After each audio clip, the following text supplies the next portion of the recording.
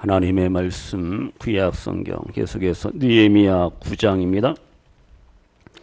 느헤미야 9장 1절로 5절 말씀 되겠습니다. 느헤미야 9장 1절로 5절 우리 다 같이 한 목소리로 봉독합니다. 그달 29날에 이스라엘 자손이 다 모여 금식하며 굵은 베옷을 입고 티끌을 무릅쓰며 모든 이방 사람들과 절교하고 서서 자기의 죄와 조상들의 허물을 자복하고 이날에 낮 4분의 1은 그 제자리에 서서 그들의 하나님 여호와의 율법책을 낭독하고 낮 4분의 1은 죄를 자복하며 그들의 하나님 여호와께 경배하는데 레위 사람 예수아와 바니와 감미엘과 스바냐와 분니와 세레바와 바니와 그나니는 단에 올라서서 큰 소리로 그들의 하나님 여호와께 부르짖고 또 레위 사람 예수아와 감미엘과 바니와 하삼느야와 세레바와 호디야와 스바냐와 부다히야는 이르기를 너희 무리는 마땅히 일어나 영원부터 영원까지 계신 너희 하나님 여호와를 송축할지어다. 주여 주의 영화로운 이름을 송축하올 것은 주의 이름이 존귀하여 모든 송축이나 찬양에서 뛰어남이니이다. 아멘. 이스라엘 자손들이 초막절을 지켰습니다. 초막절을 일주일 동안 지키고 그들이 다시금 7월 24일에 다 모입니다. 그래서 이들이 모여서 뭐합니까? 회개하고 하나님의 언약을 재확인하는 그러한 은혜의 모임을 성회를 갖게 됩니다. 본문 1절에 보시면은 그달 29날이다. 24일을 말합니다. 그날에 이스라엘 자손이 다 모였다고요? 모였어요. 모여서 뭐합니까? 파티한 게 아니라 금식했다. 금식했어요. 지금 위기 상황, 적들이 쳐들어와서 기도합시다. 회개하고자 됐어요. 회개하고자 그들이 모였어요. 겸손한 마음으로 주님을 섬기기 위해서 금식하며 금식 기도 성회로 모였어요. 우리들에게도 이러한 기도의 모임이 기도의 성회가 있어야 할 줄로 믿습니다. 내 믿음의 신앙의 성장을 위해서 우리가 진짜 굶어가면서도 기도해봐야 되는데 굶는 게 우리는 무서워요. 살 빼려고 굶을 수는 있지만 기도하고 하나님의 은혜와 하나님의 사랑과 능력을 구하기 위해서 내가 얼마나 금식하며 기도했는가. 우리를 또 나를 돌아보아야 할 줄로 믿습니다. 본문 1절에 보세요. 굵은 베옷을 입었다 말씀합니다. 금식과 함께 베옷을 입었다는 건 무슨 뜻이에요? 슬픔과 겸손함을 의미합니다. 하나님 잘못했습니다. 하나님 용서하소서. 회개하는 그러한 모습이 바로 금식과 함께 굵은 베옷을 입었어요. 지금 금식이 선포됩니다. 금식하며 기도합니다. 이스라엘 유다 백성들에게 세속적인 기쁨이 아니라 이제는 거룩한 슬픔으로 바뀌게 되는 거예요. 육신의 즐거움이 아니라 영적인 영의 눈물로 이제 변화가 되는 거죠. 지금 이스라엘 백성들이 굵은 베옷을 입고 슬픈 마음으로 하나님 앞에 회개합니다. 하나님, 나 새로워지기를 원합니다. 하나님의 관계가 온전히 세워지기를 원합니다. 이러한 바람이 그 속에 있어요. 이스라엘 백성들이 굵은 베옷만 입은 것이 아니라 티끌을 무릅썼다. 티끌, 먼지, 티끌을 무릅썼다는 거예요. 그러니까 머리를 땅에 대고 흙을 묻힐 정도로 무릎 꿇고 이제 간절히 기도하는 모습을 발견할 수가 있어요. 티끌을 무릅쓴다라는 것은 어떤 죄책된 마음, 내가 하나님 앞에 죄인이라는 사실을 표현하는 거죠. 자신들의 부끄러운 죄를 깨닫고 회개하며 지금 하나님 앞에 영광을 돌리기를 원하고 있습니다. 머리를 땅에 댄다는 것은 겸손을 말합니다. 가장 낮아지는 겸손의 행위가 바로 머리를 땅에 대는 거예요. 지금 유다 백성들이요, 회개합니다. 회개는 누구한테요? 하나님 앞에 하는 거예요. 로마 천주교처럼 신부에게 고해성사하는 게 아니에요. 회개는 하나님 앞에 하는 건데 이스라엘 백성들이 부끄러움을 마다하고 하나님, 나는 죄인입니다. 티끌을 무릅쓰면서 그들이 회개하며 고백하며 아주 철저하게 회개를 하는 거죠. 다 같이요. 회개해야 합니다. 회개가 우리 가운데 다시금 회복되어져야 할 줄로 믿습니다. 회개는요, 변화의 뜻을 담고 변화된다라는 거예요. 돌이킨다라는 뜻이. 아이고 미안합니다. I am sorry. 이게 회개가 아니에요. 회개는 죄로부터 확실하게 돌이키고 하나님께로 돌아오는 것이 바로 회개입니다. 우리가 겉으로는요, 교양 있는 척, 믿음 좋은 척, 열심히 주님을 섬기는 척 할 때가 얼마나 많은지 몰라요. 우리가 가식적으로, 외식적으로, 습관적으로 신앙생활하고 주님 앞에 나올 때가 얼마나 많은지 몰라요. 우리 속에는 아직도 뭐가 있어요? 욕심투성이입니다. 욕심과 욕망으로 가득 차 있습니다. 미움과 시기와 질투로 가득 찼어요. 원망합니다. 불평합니다. 이것이 우리 속에 가득하다라니까요. 우리 속에 깊은 곳까지, 우리의 영혼까지 꿰뚫어 보시는 감찰하신 그 하나님 앞에 우리가 바로 서야 할 줄로 믿습니다. 하나님의 관점으로, 하나님의 눈으로 나의 부족함을, 나의 연약함을 우리가 발견하고 깨달아야 돼요. 그래서 회개를 위해서는 뭐가 필요합니까? 바로 말씀이 필요합니다. 말씀을 들어야 돼요. 말씀을 봐야 됩니다. 말씀을 사모해야 돼요. 말씀을 묵상할 때 우리는 내가 하나님 앞에 얼마나 철저하게 부족하고 연약한 존재인가, 나의 죄인된 모습을 발견하는 거예요. 말씀을 통해서 우리의 죄가 지적되어지고 깨닫게 됩니다. 그때 우리는 나의 본 실체를 발견하게 되는 거죠. 내가 얼마나 하나님 앞에 부끄러운 존재인가를 알게 되고 깨닫게 돼요. 말씀이 우리의 마음을 확 찔러요. 그때 우리는 고백해야 돼요. 하나님, 내가 어떻게 해야 됩니까? 내가 어떻게 해야 됩니까? 가르쳐 주세요. 깨우쳐 주세요. 부르짖게 되고 기도하게 되고 무릎 꿇게 되죠. 이것이 바로 회개의 시작이에요. 성도님들, 구원은요, 회개에서부터 시작이 됩니다. 회개 없는 구원은 없어요. 회개 없는 성령의 임재와 능력이 나타날 수가 없어요. 회개합시다 강요해서 되는 게 아니에요. 눈물 콧물 연기하는 게 아니죠. 성령의 감동으로 이 칼과 같은, 예리한 검과 같은 하나님의 말씀이 우리의 무딘 심령을 팍 찔를 때 거기에 통해 자복의 역사가 일어날 줄로 믿습니다. 잘못만 깨닫고 내가 잘못했네? 내가 책임져야지. 이건 회개가 아니에요. 그러면 가룟 유다와 같이 자살할 수가 있어요. 가룟 유다가 잘못한 거 알잖아. 내가 스승을 팔아먹었네? 내가 배반했네? 내가 돈 때문에 예수님을 배신했네? 알았잖아요. 깨달았잖아요. 죄를, 자기가 죄진 거 알아요. 내가 책임져야지. 그럼 하나님 앞에 주님께로 돌아야 되는데 목매어 자살하잖아요. 이건 회개가 아닙니다. 그 누구도 어떤 인생도 자신의 죄를 자기 스스로 책임질 수 없어요. 회개가 뭐냐? 다 같이요. 부끄럽지만 하나님께로 돌아오는 것입니다. 하나님 앞에 나가는 거예요. 하나님 앞에 돌아가는 거예요. 근데 하나님 앞에 나갈 때 부끄러워, 아이고 창피해. 이게 아니죠. 하나님 면목 없습니다. 이게 아니라는 거예요. 나를 살려주시고 나를 회복하시고 나를 일으켜주시고 나로 하여금 승리케 하시는 분은 오직 하나님, 오직 예수 그리스도밖에 없음을 나는 믿습니다. 이것이 바로 회개요. 그런 마음을 가지고 주님 앞에 돌아와야 돼요. 그래서 회개는 하나님께로 향하는 겁니다. 탕자를 보세요. 아버지의 마음에, 가슴에 못을 박았어요. 그 못난 자식 때문에 아버지가 얼마나 마음고생합니까? 아들아 돌아와라. 아버지의 재산을 다 호랑방탕하게 다 탕진하고 다 말아먹고 돌아온 탕자, 아버지는 품어주시고 맞아주시잖아요. 그러니까 회개는 뭐예요? 잘못을 깨닫고 집으로, 아버지의 집으로, 하나님의 품으로 돌아오는 것, 바로 이게 회개입니다. 그냥 슬퍼하고 미안한 감정, 죄송한 감정, 아이고 황구스럽습니다, 황송합니다, 이게 아니에요. 그 이상입니다.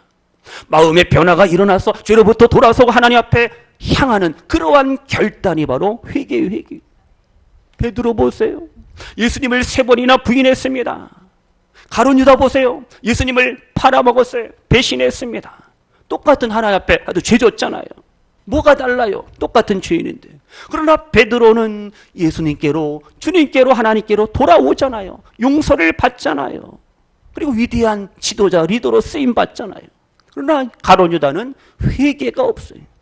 회개가 없어요. 반성까지, 반성문을 썼지만 회개가 없어요.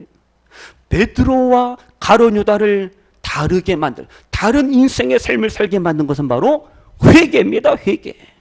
사울왕도 마찬가지. 회개하지 아니하면 결국은 망하고 그의 집안은 패하는 거예요. 다윗 보세요. 하나님 앞에 회개하고 믿음을 회복하니까 더 귀하게 쓰임 받잖아요. 베드로가 깨달았을 거예요. 3,000명, 5,000명 수많은 사람들에게 외치잖아요. 너희가 회개하고 예수님께로 돌아오라. 예수님은 우리의 구원자가 되시고 예수님은 우리를 위해서 죽으시고 다시 살아나셨다. 복음을 전파하고 선포하잖아요. 그때마다 베드로는 깨달았을 거예요.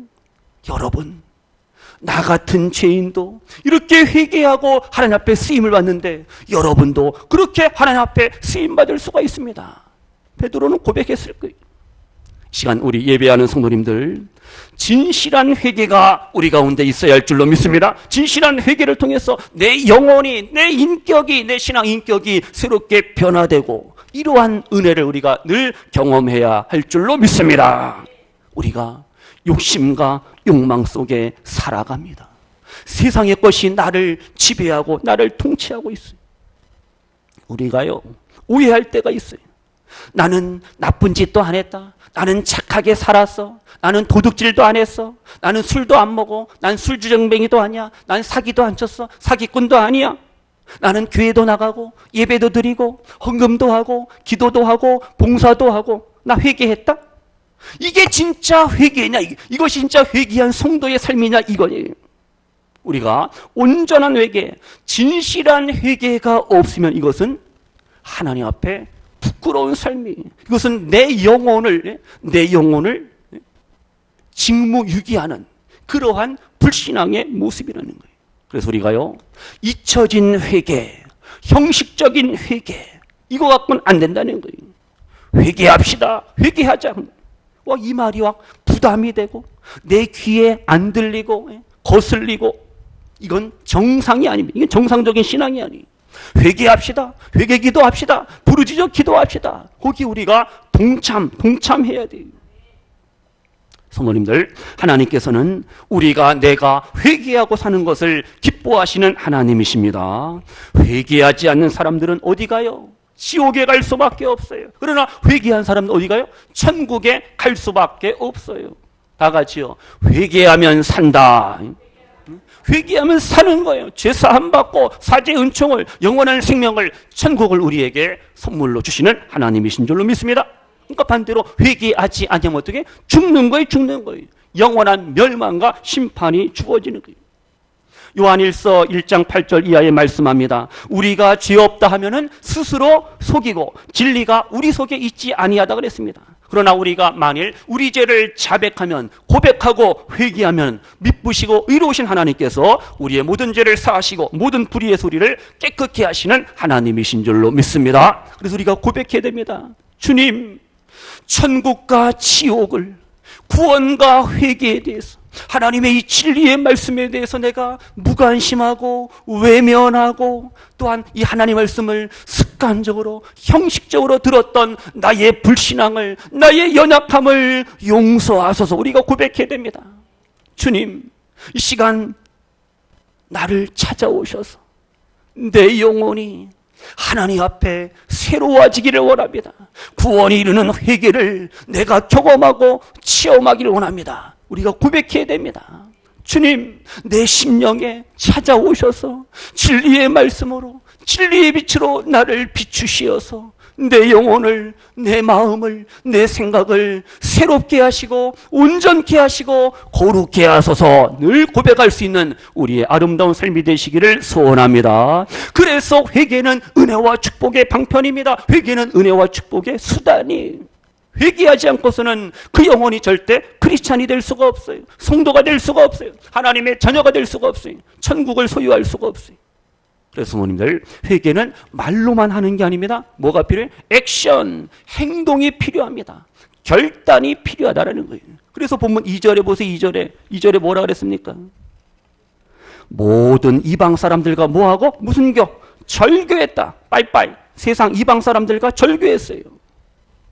구약시대 이방인들은요, 하나님의 백성이 될 자격이 없습니다. 그들은 뭘 섬겨요? 이방인들은 이방신들, 우상을 섬깁니다. 하나님을 대적합니다. 불신앙과 불순종의 삶을, 불의와 불법의 삶을 살잖아요. 근데 이스라엘 백성들이 계속해서 에이, 좋은 게 좋은 거지 뭐 하면서 이방인들과 계속 교류하고 왕래하고 교제하고 심지어 이방 결혼하는 거, 불신 결혼하는 거예요. 계속 관계를 맺고 있어요.